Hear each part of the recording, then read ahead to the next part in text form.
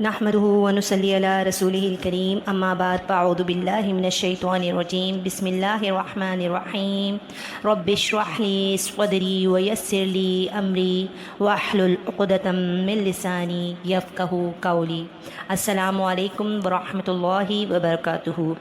آج ہم سورہ ملک کی آیت نمبر 25 پڑھیں گے۔ وَيَقُولُونَ اور یقولون وہ کہتے ہیں، متا کب، ہاد الوعد یہ وعدہ، ہادہ یہ، الوعد وعدہ، ان اگر، کنتم تم ہو، صادقین سچے۔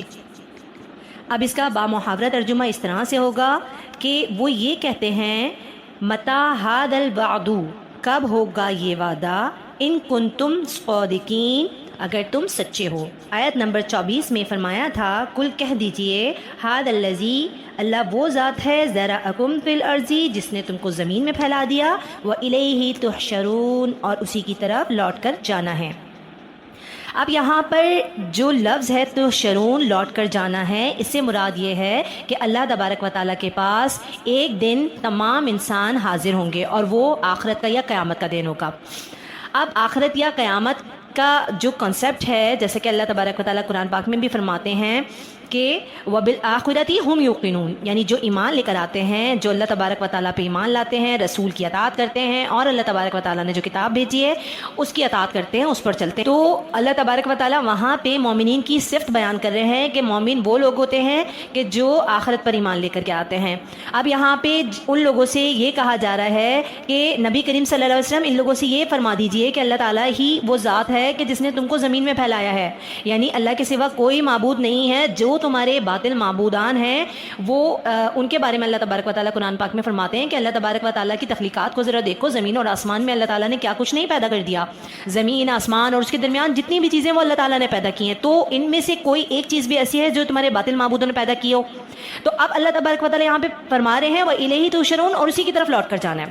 اب جو لوگ انکار کرتے ہیں یا جن کے بارے میں ہم پیچھے پڑھ کر کے آئے ہیں کہ وہ لوگ کہ جو مکبن یعنی اپنے آپ کو اوندھا منہ کر کے چلاتے ہیں کسی راستے پہ اور وہ سیدھے برابر نہیں چلتے، یا پیچھے ہم نے یہ بھی پڑھا تھا کہ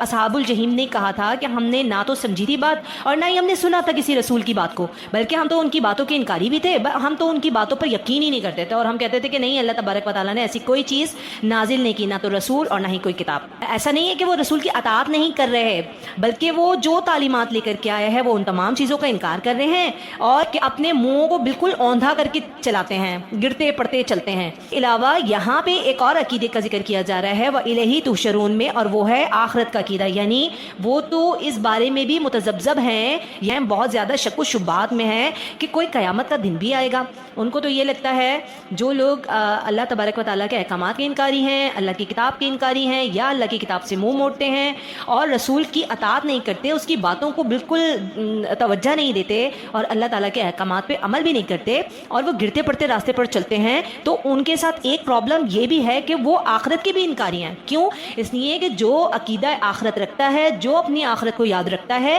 وہ اس بات پر بھی یقین رکھتا ہے کہ ہاں، میں زندگی میں آیا ہوں، میں اس دنیا میں آیا ہوں، میں اس دنیا میں اللہ تبارک و تعالیٰ کے تمام احکامات پر عمل کروں گا، کیونکہ مجھے یہ عمل کرنا ہے، کیونکہ یہ ٹیسٹ ہے میرا، یہ ایگزامینیشن ہال ہے یہ دنیا، اور اس کے بعد جب میں اللہ تعالیٰ کے سامنے آخرت میں پیش کیا جاؤں گا تو اللہ تبارک و تعالیٰ مجھے میرے وہ تمام اعمال جو میں نے دنیا میں کیے تھے اس کا حساب دیں گے۔ اور جو لوگ فاسق ہوتے ہیں وہ اس چیز کو بالکل توجہ نہیں دیتے کہ ہم اس دنیا میں کس مقصد کے لیے آئے ہیں، وہ اپنے مقصد کو بھول جاتے ہیں۔ جیسے وہ دنیا میں آتے ہیں، دنیا کی تمام چیزوں کو اویل کرتے ہیں، تبارک و تعالیٰ نے جن جن چیزوں کو اور نعمتوں کو مذکور کیا ہے اس آیت کے اندر، وہ تمام نعمتیں وہ اویل کرتے ہیں، فزیکل ورلڈ کے اندر رہ کر کے تمام فزیکل چیزیں وہ استعمال کرتے ہیں، دنیا میں چل رہے پھر رہے ہیں، آسمان تلے ہیں، پھر آسمان کی نعمتیں اور دنیا کی زمین کی نعمتیں اور اس کے درمیان جتنی نعمتیں اللہ نے پیدا کی ہیں، نشانیاں پیدا کی ہیں، وہ اللہ کی ان تمام بنائے ہوئی نعمتوں اور اللہ کے رزق سے اس کو اویل کرتے ہیں، اللہ کے رزق کو اور اللہ تعالیٰ کی نعمتوں کو اویل کرتے ہیں، اور پھر ان کو اویل کرنے میں وہ اتنے محب ہو جاتے ہیں کہ وہ تحشرون یعنی آخرت کے دن کو، اکٹھے کیے جانے والے دن کو بھول جاتے ہیں۔ اسی لیے وہ یہ کہتے ہیں کہ آخر وہ اکٹھے کیے جانے والا دن کب آئے گا، وہ وعدہ کب پورا ہوگا اللہ کا. ہم تو اتنے عرصے سے ہمارے تو آباء و اجداد اور ان کے آباء و اجداد اور پھر ان کے آباء و اجداد، ایک لمبی چین ہے، یہ تو پوری دنیا ایسے ہی چلتی آ رہی ہے. نہیں ایسی بات نہیں ہے. وہ جو نبی نے کہا ہے کہ ایک دن قیامت کا دن ہوگا اور تمام کے تمام لوگ اکٹھے کیے جائیں گے، تو یہ وعدہ تو ہمارے نزدیک سچا نہیں ہے. اسی لیے وہ یہ بات بولتے ہیں ان کنتم صادقین. اچھا اگر تم سچے ہو، یعنی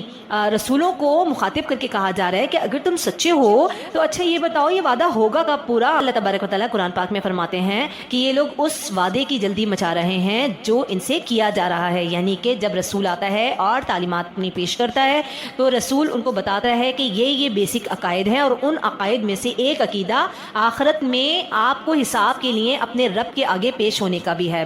اسی لیے اللہ تبارک و تعالیٰ نے مومنوں کا ایک عقیدہ بیان کیا کہ وہ ایمان رکھتے ہیں، وہ یقین رکھتے ہیں آخرت کے اوپر. لیکن جو فاسق فاجر ہوتے ہیں وہ لوگ جو کہ اصحاب سعیر ہوں گے، جنہوں نے نہ تو سنا اور نہ ہی انہوں نے وہ بات سمجھی جو رسول ان تک پہنچا رہا ہوتا ہے، تو وہ آخرت کا بھی یقین نہیں رکھتے. کیونکہ مومن اور فاسق دونوں برابر تو نہیں ہو سکتے. تو مومن میں اور فاسق میں کیا فرق ہے؟ فاسق اللہ کے احکامات کو سے منہ موڑ لیتا ہے، فاسق اللہ کے احکامات سے منہ موڑ لیتا ہے. وہ ان کے اوپر عمل نہیں کرتا، ان کے اوپر یقین نہیں کرتا، وہ رسول کو جھٹلاتا ہے، اللہ کی آیات کو جھٹلاتا ہے اور آخرت کے دن کو بھی جھٹلاتا ہے. اسی یہاں پر ان کے ایک قول کو کوٹ کیا گیا ہے کہ وَيَقُولُونَ مَتَىٰ هَٰذَا الْوَعْدُ إِن كُنتُمْ صَادِقِينَ. اچھا انبیاء اگر آپ سچے ہیں تو یہ بتائیے یہ وعدہ کب ہوگا؟